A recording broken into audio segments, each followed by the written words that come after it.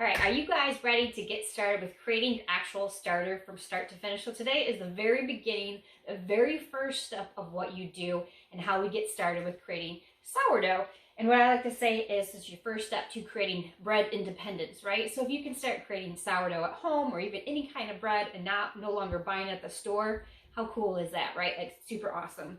So I'm gonna take it very slow, step by step. You're gonna learn to what the process is. And you're gonna learn how to appreciate how flour and water and the yeast that's in the air is going to be creating something delicious, nutritious, and fabulous. But these are the things that you need to get started. Super simple. A spatula. This one works really good. I got it from Walmart. It's tall and it reaches in there good, and it's a smaller one. You can use any kind of spatula, a spoon. I've used knives. It doesn't really matter.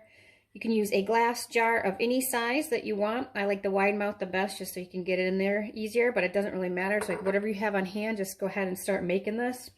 And then you just need about a cup of flour, and you don't have to worry about measuring exactly. This is about a half a cup, or this is a cup of flour in here.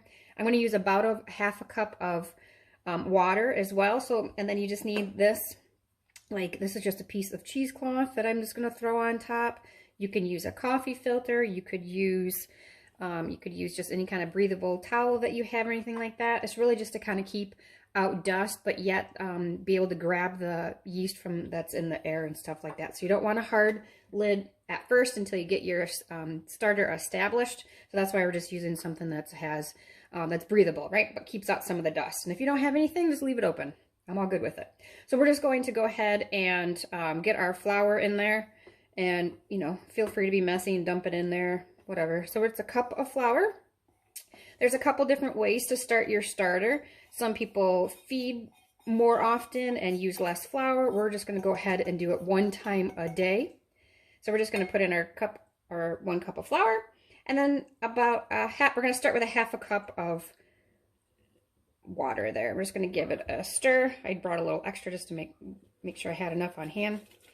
And you can see it's pretty thick and chunky.